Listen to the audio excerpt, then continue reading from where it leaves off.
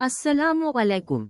क्या कभी ऐसा हुआ है कि आप किसी मुश्किल में फंस गए हों और कोई रास्ता नजर न आ रहा हो, या आपको कोई ऐसी ख्वाहिश हो जो पूरी होती दिखाई ना देती हो? अस्सलामुअलैकुम। क्या कभी ऐसा हुआ है कि आप किसी मुश्किल में फंस गए हों और कोई रास्ता नजर न आ रहा हो, या आपको कोई ऐसी ख्वाहिश हो जो पूरी होती दिखाई ना देती हो? आज हम एक ऐसी ताकतवर चीज के बारे में बात करेंगे जो आपकी तमाम मुश्किलात को हल कर सकती है और आपकी दुआओं को कबूल करवा सकती है। ये है दुआ की ताकत। अल्लाह से जुड़ने का सबसे खूबसूरत जरिया। दुआ क्या है? दुआ दरअसल अपने रब से हम कलाम होना है।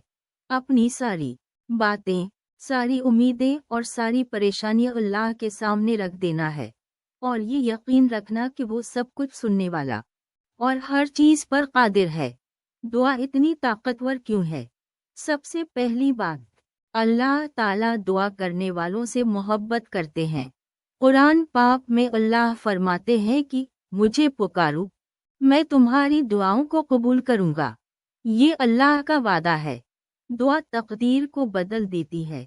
जी हाँ, एक हदीस में आया है कि दुआ ही तकदीर को बदलने की ताकत रखती है।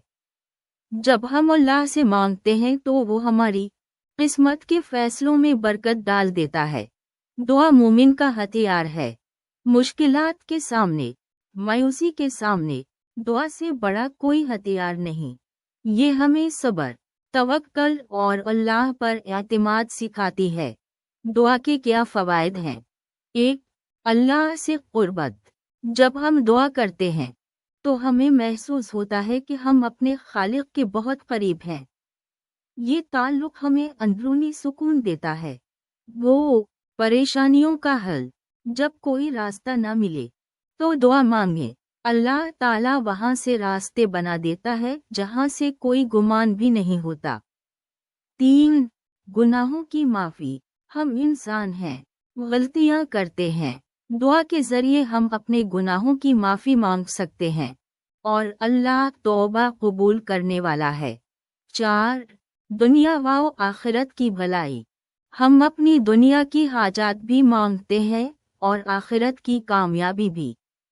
अल्लाह सब कुछ अता करने वाला है। 5. सब्र और क़नात। दुआ हमें ये सिखाती है कि अल्लाह के फ़ैसले हमारे लिए बेहतरीन होते हैं। ये हमें क़नात और सब्र जैसी अजीम सिफ़ात से आरास्ता करती है। दुआ मांगने के आदाब। दुआ करते वक्त नियत खालिस रखें। पूरे यकीन के साथ मांगे कि अल्लाह ज़रूर सुनेगा। दोनों हाथ उठाकर आजिज़ी के साथ दुआ से पहले अल्लाह की तारीफ़ और दरूद शरीफ पढ़ें और गुनाहों का इकरार करते हुए माफ़ी मांगें। याद रखें, दुआ एक इबादत है। ख्वाह हमारी दुआ फौरा कबूल हो या कुछ देर बाद, या इसके बदले हमें आखिरत में अजर मिले।